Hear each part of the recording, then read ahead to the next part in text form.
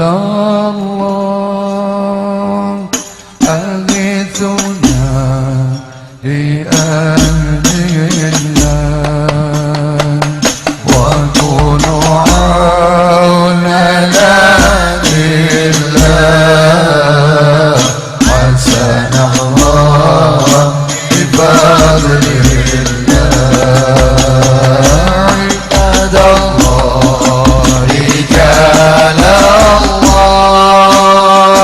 أغثنا لأهل الله وكونوا عونا لله حسن الله بفضل الله صلاة الله وسلام الله على طه رسول الله صلاة الله سلام الله على ياسين حبيب الله صلاة الله سلام الله على طه رسول الله صلاة الله سلام الله على ياسين. السلام عليكم ورحمة الله وبركاته.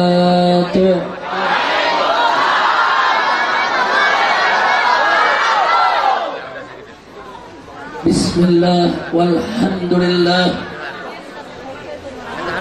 wala hawla wala quwwata illa billah. Ashhadu an la ilaha illallah wahdahu la syarika lah wa ashhadu anna sayyidana Muhammadan abduhu wa rasuluh la nabiyya ba'dah. Allahumma salli wa sallim wa barik ala sayyidina wa habibina wa syafi'ina wa maulana nabiyyina Muhammadin wa ala alihi at-tahirin at-tayyibin wa ashabihi al-ghurri al-mayamin wa man tabi'ahum bi ihsanin ila yaumiddin. Siyadatul habaib asy-syurafa wa sa'adatul ulama'il fudala wa jami'il hadirin al-ahibba'il a'izza rahimakumullah. Usikum jami'an wa nafsi bitaqwallah wa bita'ati rasulillahi sallallahu alaihi wasallam. Fanas'alullah subhanahu wa ta'ala an yahdiyana ila siratikal mustaqim wa yaj'alana minal muttaqin wa yudkhilana jannatahu jannatan na'im bihaqqi sayyidil mursalin walhamdulillahi rabbil alamin. Taqabbalallahu minna wa minkum fataqabbal ya karim. Pada kesempatan yang berbahagia ini kita sampaikan salam penghormatan kita dengan penuh rasa mahabbah kepada para habaib, para kiai, para ajengan, para ustadz, wabil khusus guru kita semua, panutan kita yang sangat kita cintai, akhirnya al-fadil, al-ustadul mubarak, ad-da'i ilallah wal mujahid fi sabilih, al-muhtaram al-mukarram Kiai Haji Muhammad Zain hafizahullah ta'ala wa ra'ah. Tamatana Allah bituli hayati wa nafa'ana bi ulumi fid dini wad dunya wal akhirah. Amin ya rabbal alamin. Kita selalu doakan beliau semoga panjang umur dalam taat dan ibadah, dalam sehat walafiat, dan diberkahi segenap anggota keluarga besarnya. Amin ya rabbal alamin. Sebagaimana sama kita maklumi, Tabligh Akbar peringatan yang diadakan di bulan Rajab yang mulia ini, bulan Isra Mi'rajnya Nabi Muhammad sallallahu alaihi wasallam, yang sekaligus juga merupakan peringatan haul yang ke-30 dari almarhum wal maghfurullah Mama Haji Mahfudin, ayahanda orang tua dari guru kita. Begitu juga sekaligus haul yang ke-15 daripada almarhum wal maghfurullah Habib Hasan Al-Jufri, dan juga merupakan peringatan yang ke-15 kali dilaksanakannya pernikahan massal di majelis ini. Nah, oleh karenanya, ayo sama-sama kita baca surat Al-Fatihah terlebih dahulu untuk kedua daripada almarhum yang kita peringati haulnya pada malam hari ini. Begitu juga untuk orang-orang tua kita semua. Ala Allah subhanahu wa ta'ala an yatakasyahum birahmati wal maghfirah, wa an yataqabbala minhum jami'a salihatihim, wa an yatajawaza anhum jami'a sayyiatihim, wa an yaj'alahum min ahlil khair, wa yajma'ahum ma'a jami'i ahlil khair, wa yab'athahum fi zumrati ahlil khair, wa an yunzila alaihim fi buburihim kulla khair bihaqi imami ahlil khair, wa ila hadratin nabi sayyidina Muhammadin sallallahu alaihi wasallam bisirril Fatihah.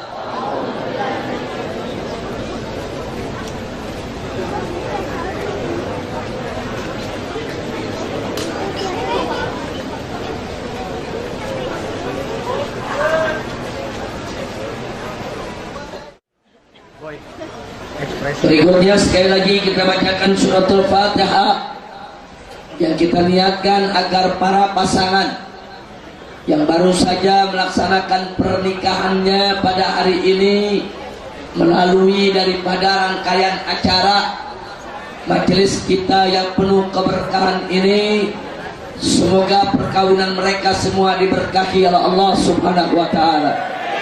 Allah subhanahu wa ta'ala an yubarik lahum wa yubarik li zawajihim wa an yaj'al zawajahum zawajan tayyiban, zawajan salihan, zawajan mubarakan. Amin ya rabbal alamin. Wa Allah subhanahu wa ta'ala an yajma'ahum jami'an fi khairin wa afiyah, wa an yahiba lahum auladan salihin, alimin, amilin, mukhlisin, mu'minin, muslimin, sabirin, syakirin, mujahidin fi sabili rabbil alamin, wa ila hadrati sayyidil mursalin bisirril Fatihah.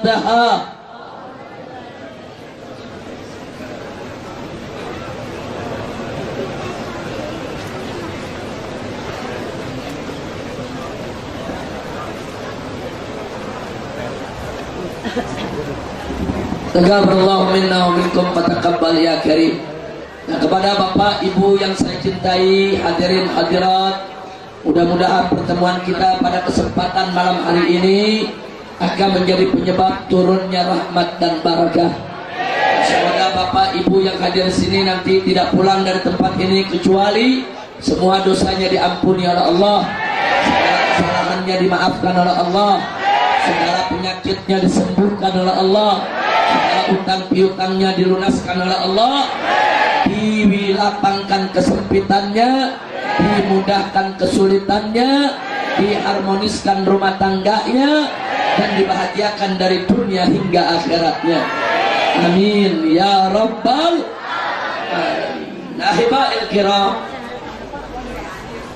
satu kebanggaan bagi kita bahwa majelis kita yang penuh keberkahan ini yang dipimpin oleh guru kita Kiai Sen ini betul-betul satu majelis yang luar biasa berkahnya. Bagaimana tidak? Melalui majelis ini kita bukan hanya menyaksikan adanya pembacaan ayat Al-Quran atau rawi maulid atau pembacaan selawat ataupun ceramah-ceramah agama, tapi juga ada yaitu acara perkawinan masa yang dilaksanakan setiap tahun. Saudara, kita menjodohkan orang saja bisa mempertemukan satu laki perempuan sampai menikah, itu pahalanya luar biasa. Itu sama juga membangun rumah di sorga. Kalau satu pasangan yaitu daripada suami istri dari kalangan muslimin dengan perantaraan kita dilaksanakan perkawinannya bisa membangun sebuah rumah yang indah di sorga. Lalu bagaimana selama 15 tahun sudah ratusan pasangan yang dikawinkan lewat majelis ini, maka sudah ratusan rumah indah di sorga yang sudah dibangun untuk kita huni nanti bersama, insya Allah. Mau masuk sorga? Betul? Mudah-mudahan malam hari ini kita kumpul di tempat ini, kelak kita dikumpulkan kembali oleh Allah dalam surganya. Amin ya rabbal alamin. Nah saudara, bicara tentang perkawinan atau pernikahan, saya ingin ingatkan diri saya dan segenap kaum muslimin bahwa an-nikah sunnatul anbiya wa syiarul awliya wa junnatul atqiya. Nikah itu adalah sunnatul anbiya, sunnahnya para nabi, termasuk sunnah nabi kita Sayyiduna Muhammad sallallahu alaihi wasallam. Makanya Nabi berikan peringatan kepada mereka yang menolak sunnah Nabi, di mana beliau mengatakan an-nikahu min sunnati faman raqiba an sunnati falaysa minni. Nikah itu adalah bagian daripada sunnahku. Barang siapa yang menolak aku punya sunnah, tidak mau melaksanakan aku punya sunnah, tidak mau menegakkan aku punya sunnah, falaysa minni, dia tidak termasuk daripada golonganku. Na'udzubillah min dalik, saudara. Dan tidak sampai di situ, bahwa pernikahan ini juga merupakan syiarul aulia, syiarnya para wali. Nah ini bedanya saudara. Kalau dalam agama lain ada istilah rahib, pendeta yang dilarang untuk menikah seumur hidupnya, tapi beda dalam Islam. Para ulama, para aulia justru nikah itu dijadikan sebagai syiarnya. Alhamdulillah. Nah kenapa nikah itu dijadikan syiar? Sebab nikah itu adalah junnatul atqiya. Dia merupakan benteng yang kokoh bagi para atqiya agar bisa menyalurkan syahwatnya di tempat yang dihalalkan oleh Allah, sehingga dia tidak berpaling ke tempat-tempat yang diharamkan oleh Allah Subhanahu wa taala. Alhamdulillah.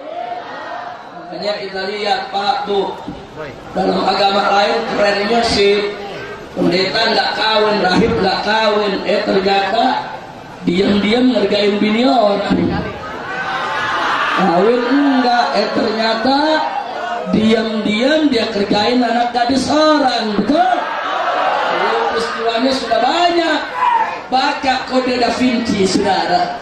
Satu buku berjudul Da Vinci Kode menceritakan bagaimana perselingkuhan-perselingkuhan, bagaimana kebejatan-kebejatan tokoh-tokoh agama di gereja-gereja yang katanya nggak boleh kawin, yang katanya nggak boleh berkeluarga, yang katanya suci dan mulia, tidak menyentuh perempuan, ternyata di balik itu menyimpan aneka ragam kejahatan yang ngarang orang mereka sendiri, yang cerita orang mereka sendiri, saudara, yang melakukan mempublikasikan orang mereka sendiri. Kita tidak melakukan fitnah. Makanya saudara, dalam Islam kita tidak diajarkan pura-pura alim, pura-pura soleh, pura-pura nggak doyan perempuan, ternyata di belakang paling doyan. Kacau tidak? Kacau tidak? Kalau Islam gentleman, doyan ngomong di depan, betul? Yang kawin secara halal, betul? Kalau begitu saya tanya, agama Islam indah tidak? Bagus tidak? Beruntung tidak jadi orang Islam? Alhamdulillah. Kira-kira jelas gak? Apa ngartos? Kita yang udah ngartos pulang. Ngapain lama-lama di sini, hujan nih. Lanjut. Betul. Ini sekarang ini karena ini perkawinan massal, judul ceramahnya kawin. Bus, anak muda dengar kawin ketahuan lu hebat ya. Mudah-mudahan anak muda kita doain biar enteng rezekinya, murah rezekinya, enteng jodohnya. Amin ya rabbal. Amin ya subhanallah. Makanya tahun depan biar 500 orang kawin massal. Masya Allah, ini biar pada daftar nih semua nih. Insya mudah-mudahan semuanya tahun depan insya Allah yang belum kawin dapat jodohnya. Amin ya rabbal. Nah saudara, bicara tentang perkawinan, saya ingin ingatkan Pak Bu ya, ada 3 tujuan pokok perkawinan yang tidak boleh dilupakan oleh umat Nabi Muhammad sallallahu alaihi wasallam. Siapapun dari umat Nabi, baik yang sudah kawin atau yang baru kawin atau yang akan kawin nanti, saudara, mereka yang membina rumah tangga, mereka yang melakukan pernikahan atau perkawinan, tolong 3 tujuan perkawinan ini dijaga, diwujudkan, direalisasikan agar kita semua mendapat ridha Allah Subhanahu wa ta'ala. Mau tahu? Betul? Mau tahu tidak? Mau tahu tidak? Betul? Baik, yang pertama, saudara, tujuan perkawinan yang pertama ialah agar umat Islam menyalurkan syahwatnya di tempat yang dihalalkan oleh Allah. Jangan sampai menyalurkannya di tempat yang diharamkan oleh Allah. Allah itu maha adil. Allah yang menciptakan manusia, Allah tahu kalau manusia itu punya kebutuhan biologis. Allah yang menciptakan manusia, Allah juga tahu kalau manusia itu punya syahwat, saudara.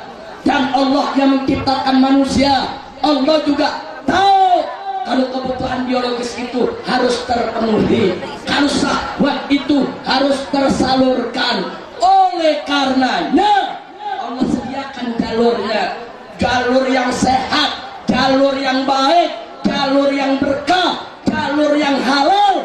Itulah yang disebut an-nikah, pernikahan. Dan Allah tidak izinkan manusia untuk memenuhi kebutuhan biologisnya atau menyalurkan syahwatnya di jalan yang tercela, di jalan yang penuh penyakit, di jalan yang dilaknat, di jalan yang membahayakan dunia dan akhiratnya, di jalan yang haram, yaitu az-zina, perzinahan, saudara. Makanya dalam khutbah nikah yang pernah diajarkan oleh Nabi kepada sahabat dan juga dibaca oleh para ulama di zaman ini tentang nikah dan zina, di mana dikatakan ahallallahu nikah wa harramas sifah. Artinya apa? Allah menghalalkan pernikahan dan Allah mengharamkan perzinahan.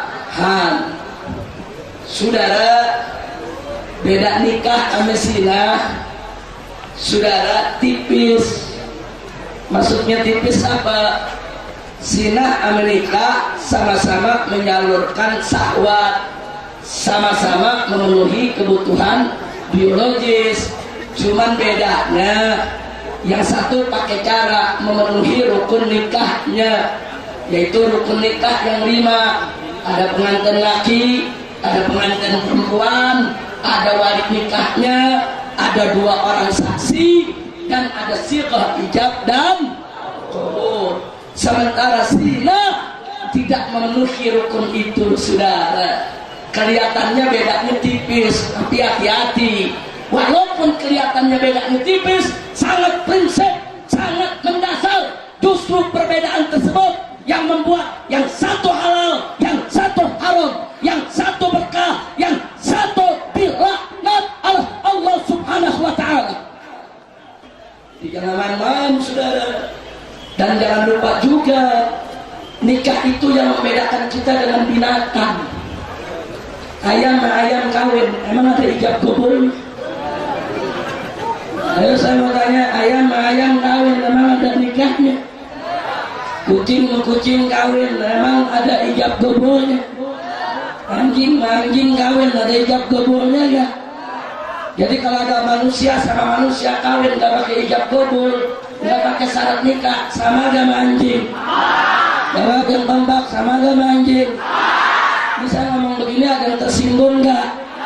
Yang tersinggung adalah anjing.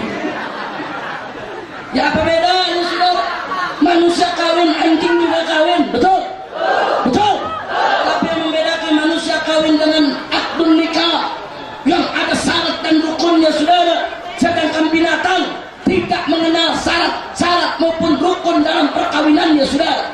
Hati-hati, begitu ada manusia yang melakukan persinahan, yang menyalurkan syahwatnya, saudara, tanpa jalur pernikahan, yang memenuhi kebutuhan biologisnya dengan jalan persinahan, dia sudah menjatuhkan martabatnya sama dengan binatang, sama dengan anjing, bahkan balhum adol, mereka lebih sesat, lebih hina daripada binatang, saudara. Masya Allah. Maka itu saya mau tanya, mau jadi manusia yang mulia? Betul? Siap junjung tinggi pernikahan? Siap jauhkan diri dari persinahan? Alhamdulillah. Makanya Allah katakan dalam Al-Quran, faqala ta'ala wala taqrabus zina innahu kana fahisyatan wa sa'a sabila. Pak, Bu, dalam ayat ini Allah mengatakan wala taqrabus zina, jangan kamu dekati zina. Allah tidak mengatakan wala tasnu, jangan kamu zina. Loh, apa bedanya? Saudara, kalau Allah katakan wala tasnu, jangan kamu berzina, berarti sekedar megang-megang aja boleh. Yang nggak boleh zinahnya. Tapi karena Allah mengatakan wala taqrabus zina, jangan kau dekati zina, maka perbuatan apa saja yang bisa mengantarkan kepada zina, hukumnya adalah haram. Melihat gambar porno, mendorong orang untuk berzina, haram. Menonton film porno yang membangkitkan orang untuk berzina, haram. Berkhulwat dua-duaan antara laki dan perempuan yang bukan mahram, membuka pintu zina, hukumnya juga haram. Kira-kira jelas tidak? Jadi yang haram bukan zinanya saja, bukan apa saja yang bisa membuka pintu zina, apa saja yang bisa mengantarkan kepada zina, apa saja yang bisa membangkitkan syahwat untuk berzina, hukumnya adalah haram.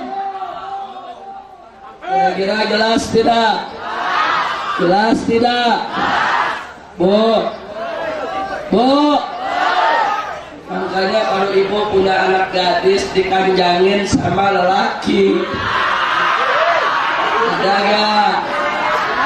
begitu datang ke rumah duduk di depan, ibunya ngomong sama lakinya, Kang, kesian anak kita tuh terang-terangan lampunya dilihatin tetangga, matiin apa tuh lampu. Kacau gak? Saya ada tanya anak muda, Habib, apa boleh kita pacaran? Jawab jangan. Benar, mau tahu jawabnya. Tapi dengerin yang bener nih, jangan dipotong-potong nih. Pacaran itu boleh, tapi ada syaratnya. Pacaran boleh gak? Boleh, tapi ada. Mau tahu syaratnya? Satu, gak boleh ketemu.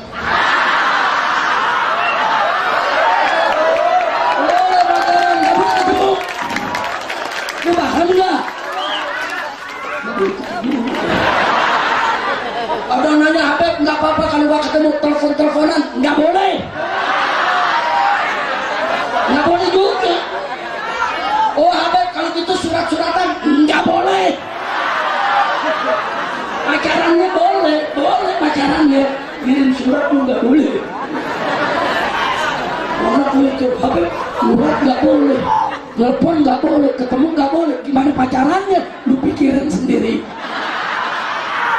Ada anak muda nanya, Habib kalau kita berkunjung nganjang kan silaturahmi, Habib pakai silaturahim. Dia tanya, boleh gak? Boleh. Yang bener, Beb, bener, boleh silaturahim. Lu ngobrol sama bapaknya sampai pagi. Boleh gak ngobrol sama bapaknya sampai pagi? Boleh. Anak gadisnya masukin kamar, Bu. Begitu datang tuh anak muda, lu mau ngapain? Iya Pak, mau ngobrol. Pinter kumis, lu ngobrol sama gua sampai pagi. Kira-kira jelas gak? Jelas gak? Jadi pacaran boleh, tapi ada syarat ya. Boleh ketemu, boleh surat-suratan, boleh telepon-teleponan, boleh nganjang, boleh. Tapi ngobrol sama siapa? Sama bapaknya, sampai pagi lu ngobrol. Udah jangan pakai pacar-pacaran, mau kawin-kawin.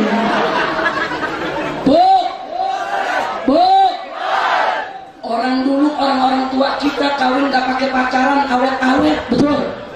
Habis kawin sampai jadi nenek-nenek, sampai kakek-kakek, betul? Betul? Anak muda sekarang pacaran 6 tahun, kawin 6 bulan bubar.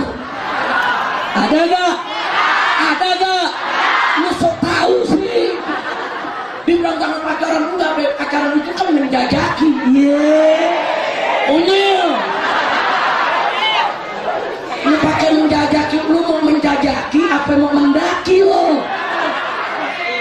Kacau tidak? Kacau tidak? Jangan, nih, bu. Nih, perhatian anak muda nih.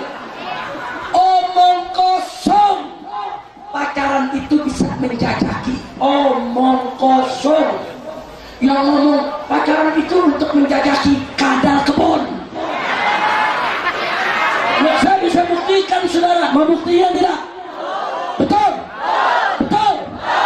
Saudara, orang kalau lagi pacaran, baik yang laki maupun perempuan, rahasia masing-masing disimpan rapat-rapat. Betul? Betul? Betul? Buktinya, anak muda, lu lagi pacaran, lu berani kentut gak depan pacar lu? Berani sudah. Begitu udah kawin, tiap malam udah kentut melulu. Ayo jujur, betul Bu? Betul Bu? Kenapa? Sebab kalau belum kawin, semua digagal. Mau pura-pura rapi. Pura-pura rapi, mau kentut ditahan. Jujur, betul? Betul? Ibu-ibu yang tahu, begitu udah kawin Bu, apalagi udah punya anak 6, tuh laki, kentut dilepas gak Bu? Bu lepas, tuh Bro. Jujur aja, betul? Kalau lagi pacaran anak muda nih, jalan sama pacarnya, begitu kesandung, aduh hai saya, kenapa kakimu? Sini abang pegang dulu. Bilang aja lo mau usah. Kenapa sayang? Sakit gak sayang? Oh, mana minyak tahun? Mana minyak tahun? Oh, luar biasa, luar biasa. Betul? Betul? Romantis gak? Palsu. Dia pura-pura memegang saudara. Yang sakit kaki di bawah, yang dipegang paha. Jujur, betul gak? Anak muda akalnya bulus, betul? Coba lihat, tuh lagi pacaran. Coba lihat kalau udah kawin, enak ibu itu. Udah kawin, udah punya anak 6. Begitu jalan suami istri, bininya kesandung. Apa lakinya bilang, batu begitu gede pakai kesandung, buta apa mata lu? Ayo, jujur, betul? Tuh ibu sampai kaget, lu dulu pakai sahayang, sekarang lu katain gua buta. Nah kenapa? Karena memang pacaran itu banyak yang ditutup rahasia, betul? Kalau udah kawin semua rahasia terbuka, betul? Di situ baru kelihatan aslinya. Jadi menjajaki bohong. Udah jangan pakai menjajaki saudara. Kalau betul kita mau menyelidiki itu perempuan baik atau tidak, kirim perempuan anggota keluarga kita. Oh kita punya keluarga, anggota keluarga kita perempuan, dedek, tolong dong selidiki itu perempuan, abang lo tahu baik apa enggak, sholat apa enggak, jujur apa enggak, temenin. Perempuan kalau sama perempuan banyak terbuka, betul? Itu namanya menjajaki. Kalau pacaran bukan menjajaki, mendaki gunung namanya. Itu mendaki, betul? Betul? Nah kalau gitu saya tanya, berarti pacaran itu banyak palsu tidak? Banyak palsu tidak? Banyak palsu tidak? Jadi yang beralasan untuk menjajaki saudara, boleh diterima tidak? Bisa. Makanya hukum pacaran boleh. Tapi boleh ketemu gak? Boleh kirim surat gak? Boleh kedip-kedip gak? Gak boleh. Gak boleh. Boleh telepon-teleponan gak? Boleh jalan dua-duaan gak? Kalau silaturahim boleh. Ketemu siapa? Lu ngobrol sampai pagi. Kira-kira jelas gak bu? Oh yang di belakang ngomong, ya kalau begitu sama juga gak boleh be.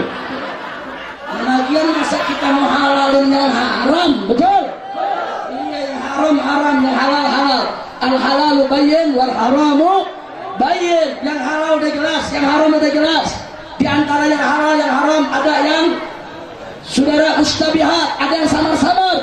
Jauhkan yang samar-samar, jangan didekati saudara. Mudah-mudahan Allah berkahi kita semua. Amin ya Rabbal. Itulah sebabnya bu, Pak. Dalam satu hadis Nabi mengatakan, ya ma'syar syabab, hei para pemuda, man istata'a minkumul ba'ah. Barang siapa di antara kalian yang sudah sanggup untuk membina rumah tangga, falyatazawwaj, segera dia menikah, segera dia kawin. Kenapa disuruh segera? Nabi mengatakan fa innahu aqaddu lil basar wa ahsanu lil farji. Sebab nikah itu penjaga yang terbaik untuk pandangan mata, supaya mata kita tidak melihat yang diharamkan Allah. Wa ahsanu lil farji, dan merupakan benteng yang kuat untuk kemaluan kita, untuk syahwat kita, supaya saudara tidak jatuh di dalam lembah perzinahan. Pantas anak-anak muda yang sudah waktunya untuk menikah dan mampu membina rumah tangga, diminta oleh Nabi segerakan pernikahannya. Supaya kenapa?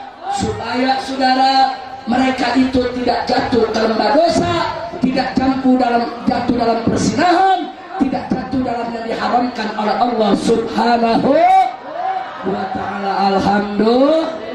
Kira-kira jelas tidak? Jadi tujuan perkawinan yang pertama adalah agar kita tidak berzina. Agar kita tidak berzina, saudara. Kira-kira jelas tidak? Paham semua? Betul? Yang kedua, tujuan perkawinan yang kedua, sebagaimana Allah firmankan dalam surat An-Nahl, saudara. Wallahu subhanahu wa ta'ala qala wallahu ja'ala lakum min anfusikum azwaja wa ja'ala lakum min azwajikum banina wa hafada. Shadaqallahul azim. Bapak Ibu yang saya cintai, dalam ayat ini Allah mengatakan wallahu, dan Allah ja'ala lakum, menjadikan bagi kamu sekalian min anfusikum azwaja, yaitu dari diri kamu sendiri, para pasangan hidup, para istri. Wa ja'ala lakum min azwajikum, dan Allah menjadikan bagi kamu, untuk kamu sekalian, dari pasangan hidupmu banina wa hafada, yaitu anak dan cucu. Berdasarkan ayat ini berarti tujuan perkawinan yang kedua agar manusia berketurunan, supaya keberadaan manusia di atas muka bumi ini tetap terjaga, dilestarikan. Sebab tugas manusia untuk memakmurkan bumi. Manusia harus terus ada di bumi ini sampai hari kiamat nanti, saudara. Untuk melestarikan keberadaan manusia, maka perkawinan diperlukan agar proses reproduksi manusia berjalan terus di atas muka bumi ini, saudara. Alhamdulillah. Kalau begitu saya mau tanya, jadi kalau orang kawin ditanya, kamu kenapa kawin? Oh, saya mau punya anak, mau punya cucu. Wajar tidak? Wajar tidak? Sangat wajar, karena memang itu tujuan perkawinan. Tujuan perkawinan yang kedua, supaya punya cucu, supaya punya anak. Alhamdulillah. Terus muncul pertanyaan, muncul pertanyaan.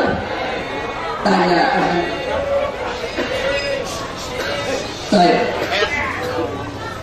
di belakang kayak ada kaset rusak.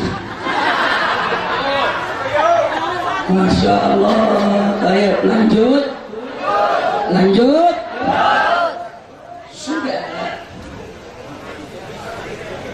Bicara tentang keturunan, Islam punya prinsip tentang berketurunan. Yang pertama, prinsip Islam adalah dari segi kuantitas, keturunan harus banyak.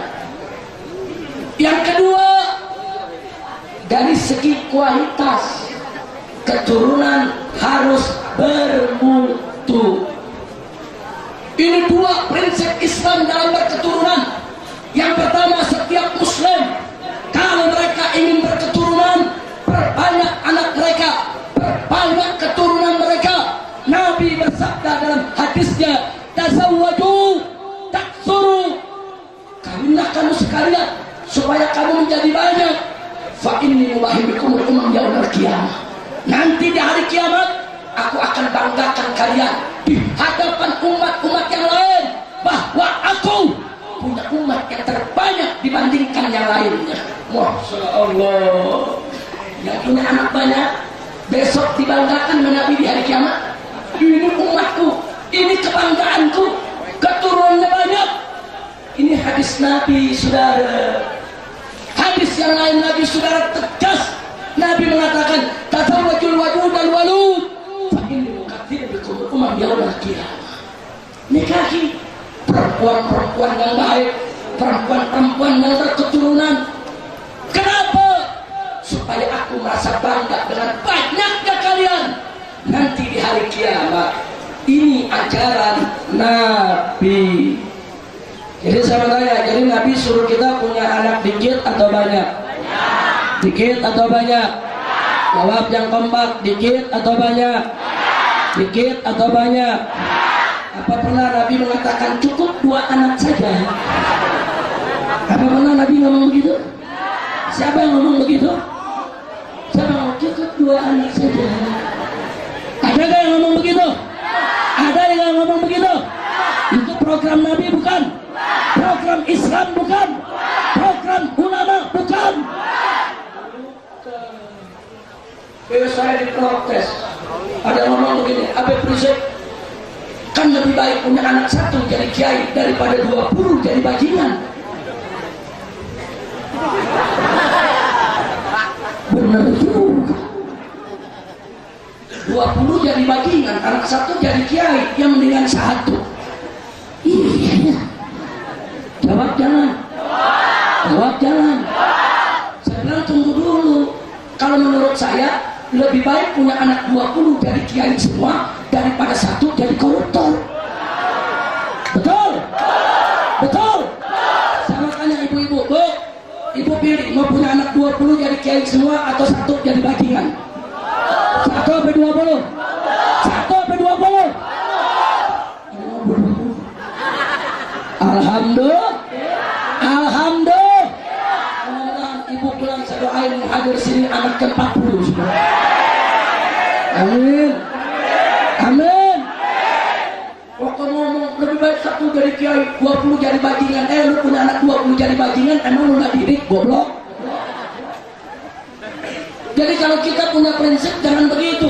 Lebih baik punya anak 20 jadi orang yang berkualitas, bermutu, dididik dengan baik daripada punya satu dari bajingan, dari penjahat, dari gangster. Betul? Betul? Takbir. Ada lagi yang protes.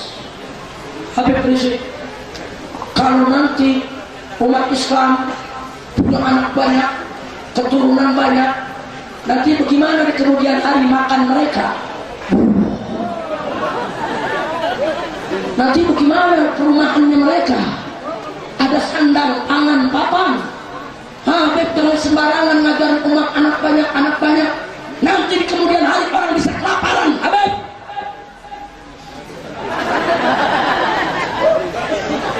Benar juga. Jawab jangan. Jawab jangan. Saya mau tanya dulu, urusan makan manusia siapa yang jamin? Urusan makan manusia siapa yang atur? Nah kalau Allah yang atur, Allah yang jamin, kenapa lu yang pusing, goblok? Tunggu dulu. Kalau Allah dan Nabi-Nya perintahkan kita punya anak banyak, saudara, berarti Allah akan jamin anak keturunan kita. Mana buktinya? Mari kita lihat. Perhatikan baik-baik. Dulu di zaman orang-orang tua kita, beberapa abad yang lalu, saudara, itu yang namanya sawah, panen padi setahun hanya bisa 1 kali. Ketika itu kalau ada mengatakan setahun bisa 2 kali panen, nggak ada orang percaya. Dikatakan gila, edan, nggak ada percaya. Kenapa? Di zaman itu teknologi pertanian belum canggih, bibit unggul belum ditemukan, saudara. Lalu kenapa ketika itu Allah berikan ilmu setahun cuma sekali panen? Sebab Allah Maha tahu sekali panen ketika itu cukup untuk makanan umat manusia sedunia, saudara. Kenapa? Sebab manusia jumlahnya masih sedikit. Tapi begitu manusia bertambah, berlipat-lipat, saudara, Allah kasih manusia ilmu. 1 tahun bisa 2 kali panen. Masya Allah. Saya mau tanya, itu ilmu 1 tahun bisa 2 kali panen, siapa yang kasih ilmu? Dari mana itu ilmu? Kenapa Allah berikan itu ilmu? Karena Allah Maha tahu kalau panennya masih sekali, nanti manusia kelaparan. Makanya dikasih panen 2 kali supaya manusia tidak kelaparan. Kira-kira jelas tidak? Jelas tidak? Saudara, bertambah lagi manusia. Kali 2 kali panen nggak cukup. Allah kasih lagi ilmu, saudara. Bagaimana ilmunya kali ini? Ilmunya Allah kasih manusia menemukan satu sistem teknologi pertanian. Dulu 1 petak sawah cuma bisa panen 4-5 ton beras, saudara. Tapi sekarang ini 1 petak sawah tertentu bisa panen sampai 20 ton, saudara. Padahal luasnya sama, tanahnya itu juga. Dulu satu petak 4 ton, sekarang satu petak 20 ton, 5 kali lipat. Allah kasih manusia ilmu untuk bisa panen, saudara. Saya mau tanya, itu ilmu manusia bisa satu petak jadi 20 ton, ilmunya dari mana? Jawab yang kompak, ilmunya dari mana? Siapa yang kasih itu ilmu? Siapa yang kasih itu ilmu? Kenapa Allah kasih, saudara? Karena Allah Maha tahu kalau 2 kali panen enggak cukup, kalau satu petaknya cuma 4 ton enggak cukup, nanti manusia di mana-mana kelaparan, saudara. Allah Maha tahu supaya manusia tidak kelaparan, Allah berikan ilmunya, saudara. Nah, itu saya tanya, siapa yang menjamin rezeki manusia? Siapa pemberi rezeki? Siapa penjamin rezeki? Takbir. Jangan kita mikir kalau anak banyak ntar Indonesia pada kelaparan, pala lumpuhnya. Jangan ditakut-takutin sama setan dan iblis, saudara. Allah yang suruh kita, Nabi yang suruh kita beranak banyak. Jangan khawatir, Allah kasih ilmunya untuk mengatasi itu semua, saudara. Betul? Manusia bertambah lagi, saudara. Bertambah lagi. Allah kasih lagi ilmu, saudara. Apa ilmunya? Dulu bawang kecil-kecil, saudara. Sekarang ada teknologi enzim, bawang segede kepala. Kok bisa begitu, saudara? Sebab Allah Maha tahu kalau bawang itu tetap kecil, tidak ada yang besar, tidak mencukupi untuk umat manusia. Subhanallah walhamdulillah wa la ilaha illallah wallah.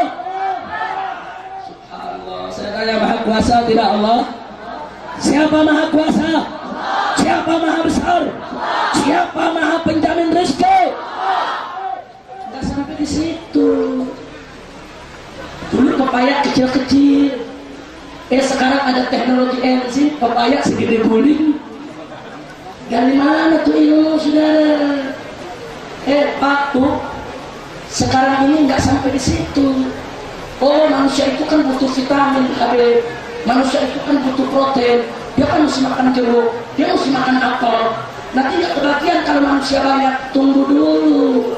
Sekarang ini manusia sudah menemukan ilmu.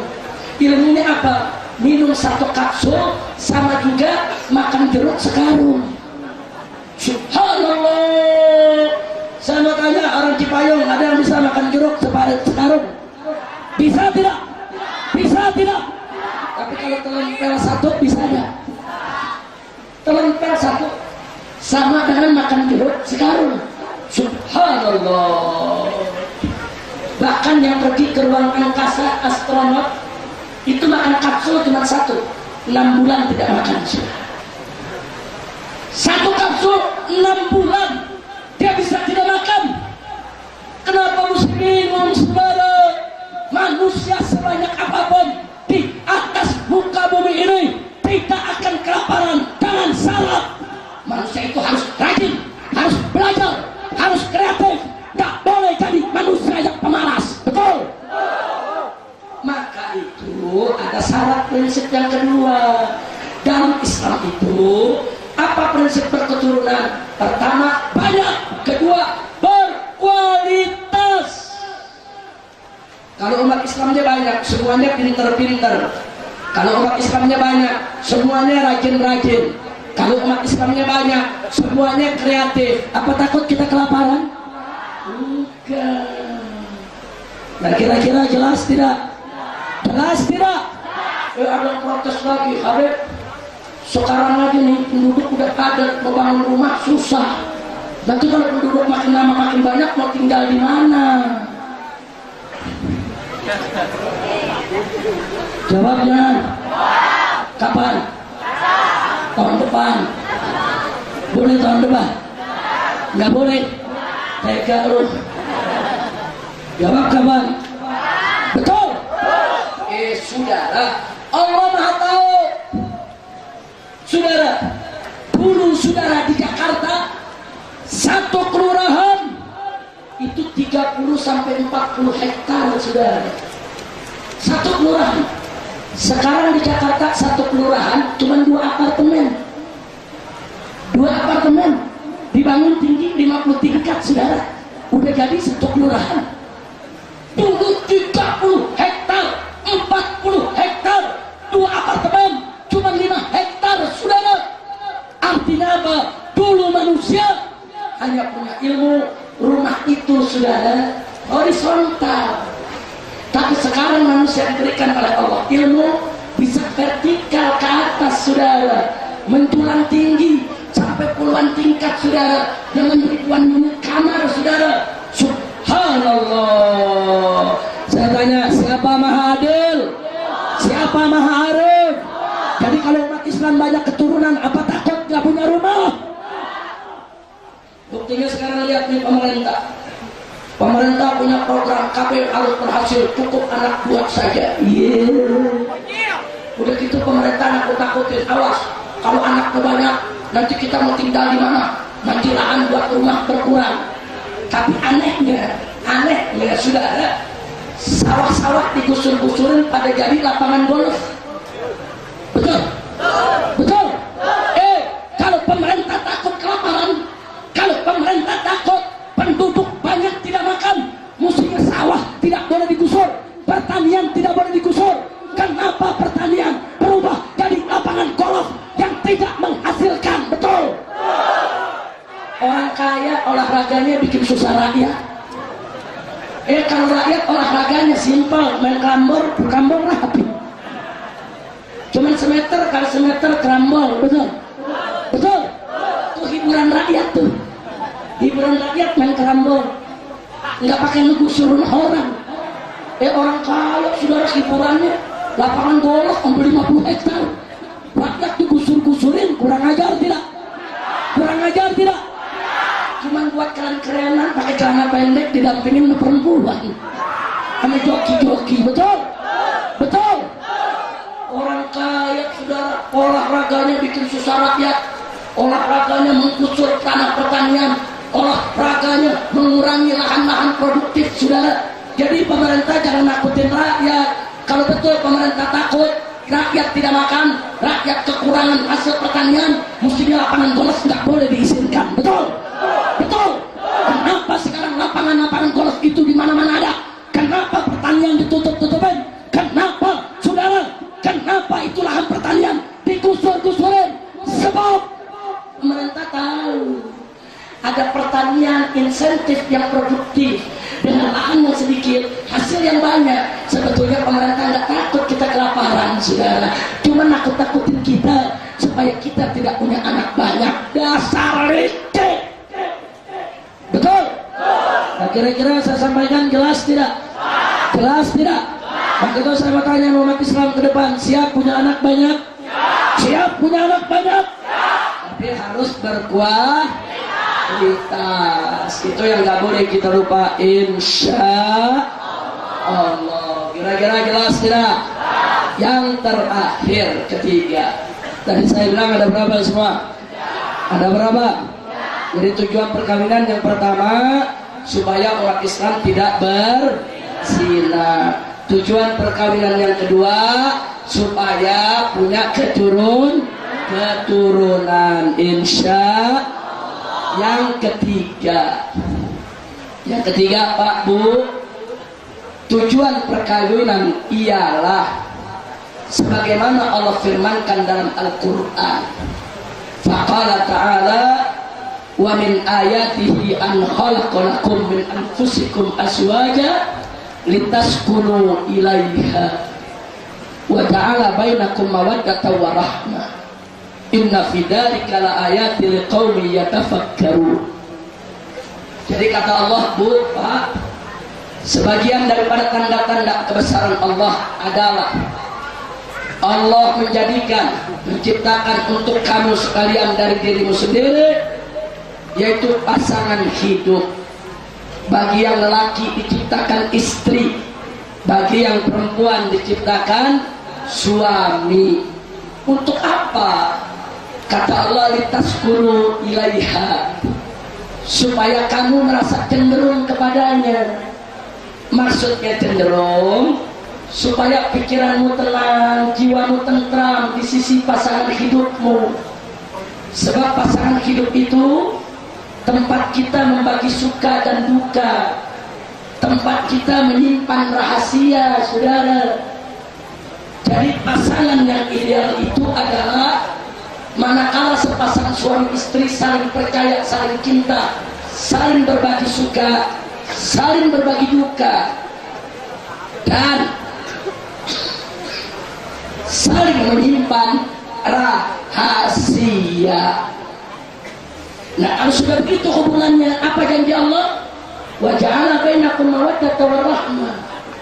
Allah akan jadikan di tengah-tengah kamu itu cinta dan kasih sayang di antara kamu. Makanya Bu, ini tujuan yang ketiga ini penting. Ternyata tujuan perkawinan itu bukan hanya menghindarkan diri dari zina, bukan hanya untuk kita punya keturunan. Ternyata tujuan perkawinan itu bukan hanya persoalan ranjang, bukan hanya persoalan seks. Tujuan perkawinan itu adalah untuk memberikan ketenangan dalam pikiran, ketentraman dalam jiwa, supaya muncul mawaddah warahmah dalam kehidupan kita. Ada cinta, ada kasih sayang, ada ketenangan, ada ketentraman. Itu tujuan perkawinan, saudara. Sebab itu, kalau suami istri sudah tidak saling percaya, sudah saling curiga, saling menuduh, tidak saling menghormati, dan satu sama lainnya saling buka rahasia. Padahal Nabi kasih tahu, sejelek-jeleknya lelaki dan sejelek-jeleknya perempuan, kalau dia menceritakan hubungan antara dia dengan pasangannya ke orang lain, saudara, urusan dia dengan istrinya di tempat tidur, dia cerita kepada orang, dia begini dan dia begitu. Si istri juga cerita kepada orang, urusan di tempat tidur dia dengan suaminya, mal'un, dilaknat Allah. Nggak boleh, saudara. Jangankan mereka masih berumah tangga, andai kata pun suatu saat suami istri sudah berpisah, sudah bercerai, si suami tidak boleh menceritakan rahasia istrinya, dan si istri tidak boleh untuk membuka rahasia suaminya, saudara. Haram. Insya Allah. Jadikan dada kita sebagai kuburan bagi rahasia pasangan hidup kita. Kalau pasangan hidup kita punya rahasia masuk ke dada kita, sama juga masuk ke dalam kuburan, dia nggak keluar lagi, saudara. Itu yang diajarkan oleh Nabi. Dari situ baru bisa ada cinta dan kasih sayang di antara suami istri, saudara. Dan saya ingatkan kepada para suami, ingat, istri bukan budak kita. Istri itu bukan budak kita. Istri wajib kita jadikan sebagai ratu rumah tangga kita, yang membantu kita dengan ikhlas, tempat kita berbagi duka, berbagi suka, saling hormat. Gak boleh suami membentak istri dan pelotok mentempeleng, sudah. Gak boleh. Begitu juga yang perempuan, hati-hati. Perempuan wajib seorang istri untuk taat kepada suaminya, wajib. Kecuali kalau suaminya suruh dia maksiat, saudara, nggak boleh dia taati. Tapi selama suaminya menyuruh sang istri bukan yang maksiat, dalam kesanggupan si istri, wajib si istri untuk patuh dan tunduk kepada perintah suami, saudara. Jadi yang istri patuh, yang suami saya tanya, rumah tangga indah tidak?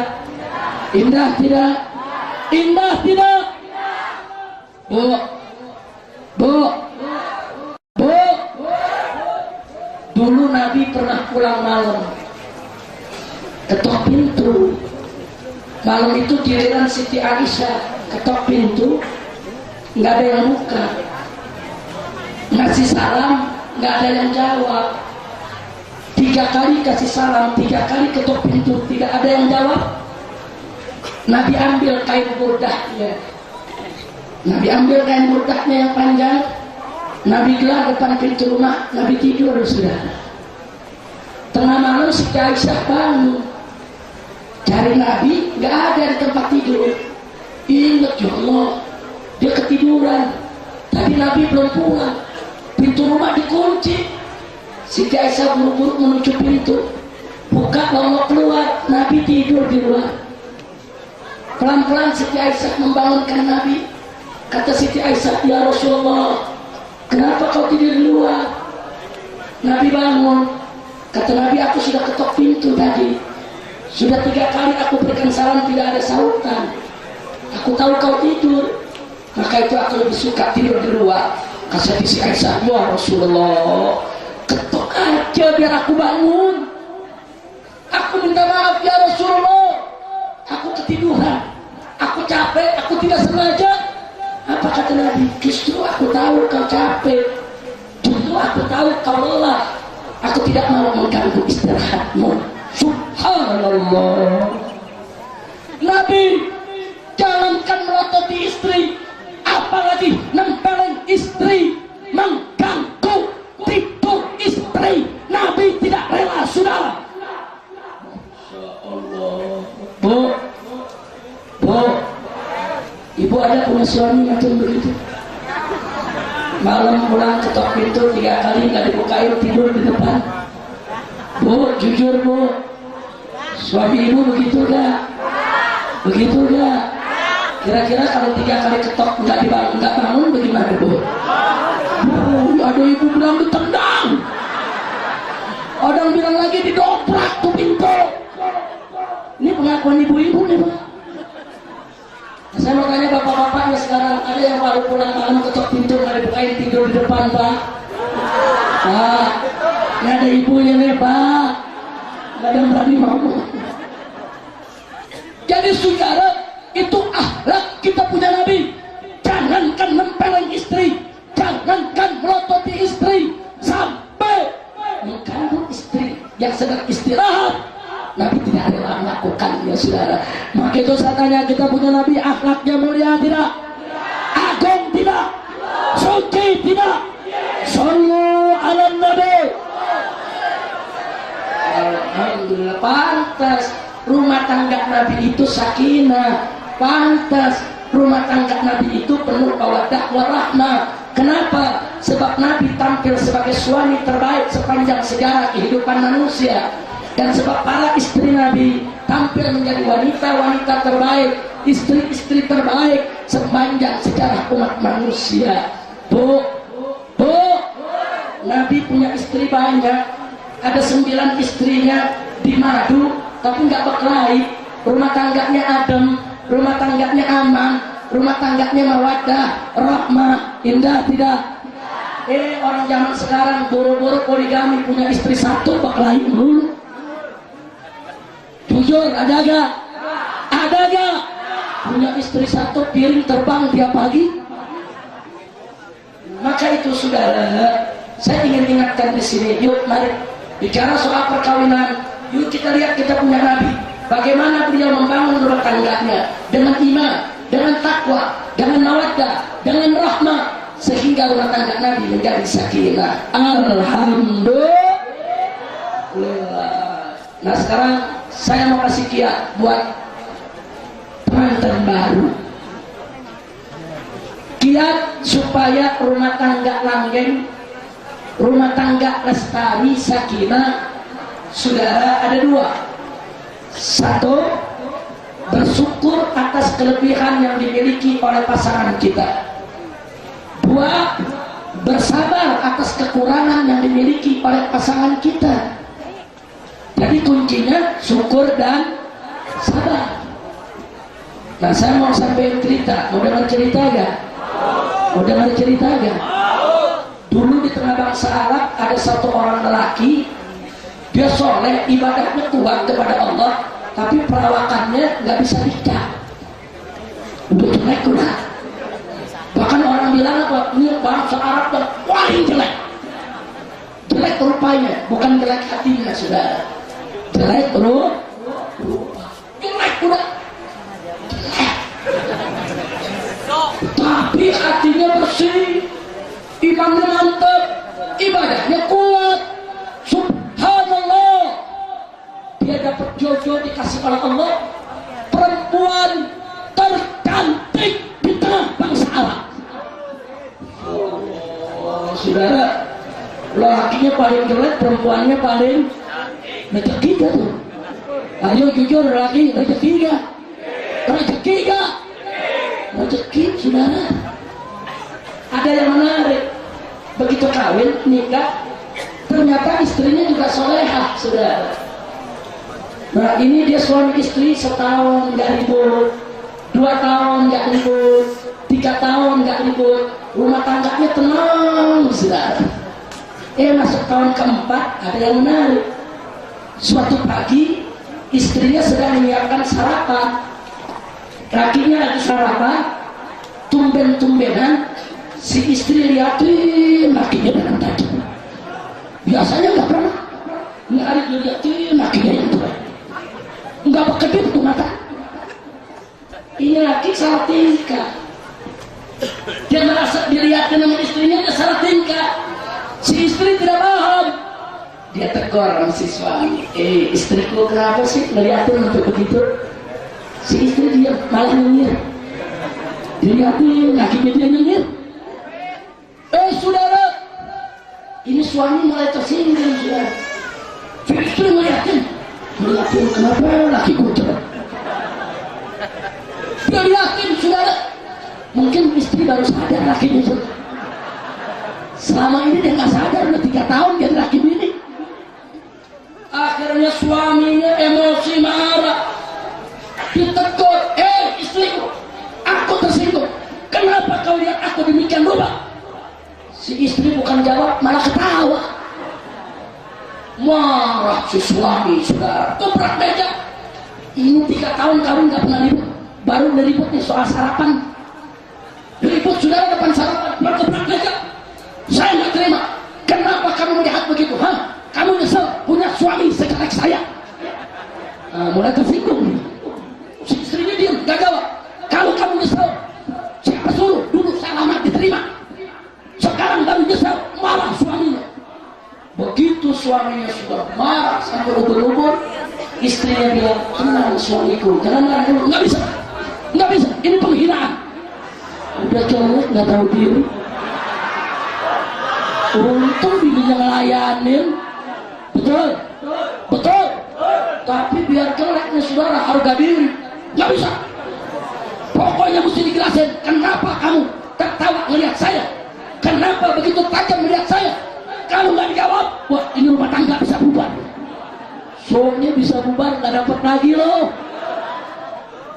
Betul. Istri dengan suaminya seperti itu sudah baik, tapi istri sebentar bang, jangan marah dulu. Saya jawab, ayo jawab, jelasin. Kenapa kamu lihat saya begitu? Kenapa kamu ketawa? Begini bang, saya lihat bang tadi, saya tafakur, saya ingat hadis Nabi, dan begitu saya ingat hadis ini, saya senang, saya tertawa. Loh kok bisa begitu? Karena abang dan saya, insya Allah kita berdua masuk surga bang. Loh bagaimana bisa begitu? Iya bang, coba jelas maksudnya. Begini bang, kata Nabi, la yadkhulul jannah illa syakir wa sabir. Tidak masuk surga kecuali yang bersyukur dan bersabar. Abang dapat istri secantik saya, abang kan bersyukur. Saya dapat suami sejelek abang, saya sabar. Jadi kita syukur sabar masuk surga bang. Suaminya yang tadinya marah ketawa saudara. Oh begitu ceritanya. Masya Allah, kira-kira jelas gak bu? Jelas gak bu? Cuman jangan mentang-mentang ibu dengar nih cerita, ntar lakinya pulang dan ngomong bang lu kan jelek. Gua sabar nih punya laki jelek. Jangan. Ini cerita sebagai contoh betapa pentingnya rumah tangga itu punya sikap syukur dan sabar. Kita punya istri, bapak-bapak, pasti punya kelebihan, syukuri kelebihannya, dan pasti punya kekurangan, sabar atas kekurangannya. Para ibu, suami-suami ibu, pasti punya kelebihan yang orang lain gak punya, syukuri kelebihannya, dan pasti juga punya kekurangan, harus sabar dengan kekurangannya. Syukur, sabar, itu merupakan kunci untuk membina rumah tangga sakinah insya. Kira-kira saya sampaikan jelas tidak? Paham tidak? Takbir. Sallu ala Nabi. Alhamdulillah sudah panjang lebar. Di sini sudah hadir ada Habib Utsman bin Ubaidillah bin Hasan Ibnu Habibul Mufti Utsman bin Abdullah bin Akil bin Yahya. Beliau ini dulu datuknya Al Habib Utsman bin Yahya itu mufti Betawi, muftinya Jakarta, biangnya para ulama di Jakarta dan sekitarnya. Sampai hari ini buku-buku karangannya masih dipakai di pesantren-pesantren Jakarta dan sekitarnya, seperti kitab Adabul Insan, seperti kitab Manhajul Istiqamah, seperti kitab yaitu Sifat 20, seperti kitab-kitab yang lainnya. Alhamdulillah beliau hadir bersama kita di tempat ini. Semoga menjadi penyebab turunnya rahmat dan barakah. Nah, di sini juga ada Habib Hasim Al-Hadda. Ini luar biasa. Beliau harus juga melantunkan gesida-gesida, selawat-selawat dengan sahdu, dengan suaranya yang begitu khas. Insya Allah malam ini akan kita dengar. Sebelum nanti Habib Utsman menyampaikan tausiahnya, kita dengarkan dulu Habib Hashim untuk membaca gesidahnya. Setuju tidak? Setuju tidak? Takbir. Nah, tapi sebelum itu sekali lagi kita doakan agar kiai kita yaitu Angsen yang sudah beberapa bulan ini sedang diuji oleh Allah, yaitu kesehatannya turun naik. Kita doa kepada Allah agar penyakitnya diangkat oleh Allah Subhanahu wa taala, agar beliau diberikan sehat walafiat, diberkahi setiap langkah perjuangan dakwahnya, dan majelis-majelisnya dijadikan sebagai majlisan thayyiban shalihan mubarakah. Amin ya rabbal alamin. Nah, dari saya cukup sekian. Saya ucapkan terima kasih atas segala perhatian dan mohon maaf atas segala kekurangannya. Tapi sebelum saya akhiri dengan salam, kita sama-sama baca qasidah dulu bersama Habib Hashim. Setuju tidak? Setuju tidak? Dan sama-sama kita baca qasidah Subhanallah dipimpin oleh Habib Hashim. Tafadhal.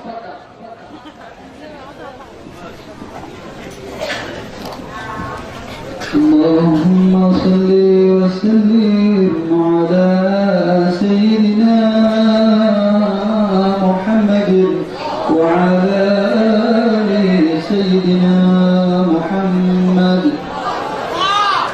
سبحان الله الحمد لله ولا إله إلا الله. سبحان الله والحمد لله ولا إله إلا الله. الله الله الله يا الله. الله الله الله يا الله. سبحان الله والحمد لله ولا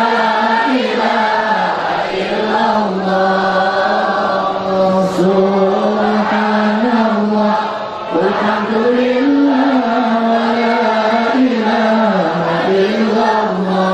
الله الله الله يا الله.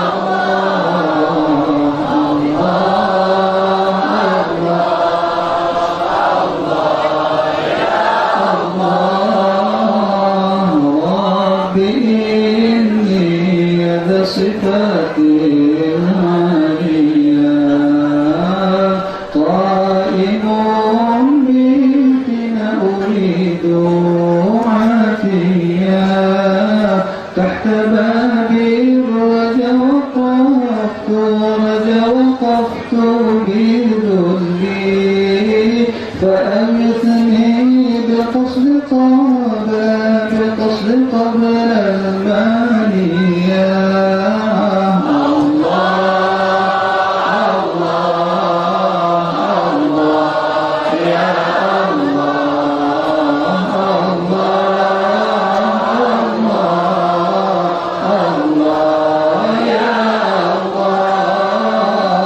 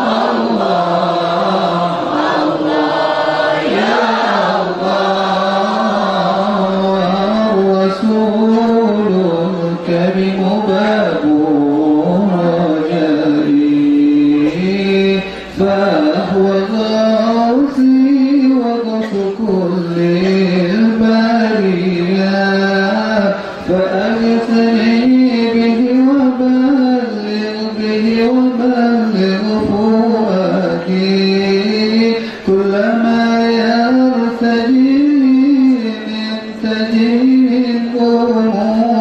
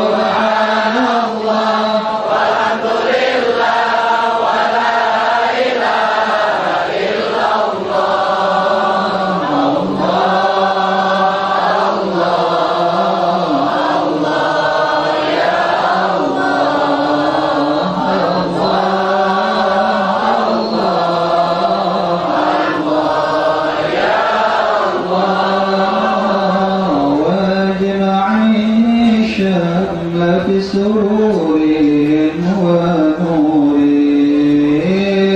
وابتهاج بطاعة الهاشمية مع صدق الإقبال في كل أمر قد قصدنا وصدق في كل نية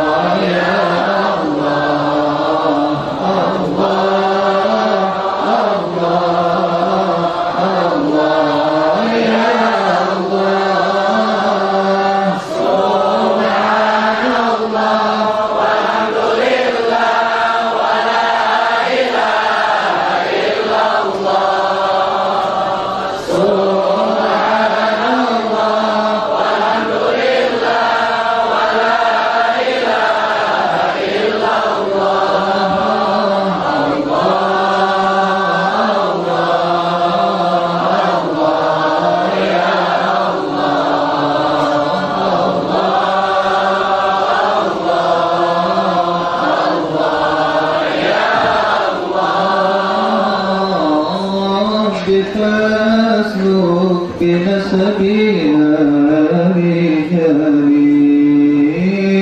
سلكوا في طريقا سويا واهدنا ربنا لما قد هديت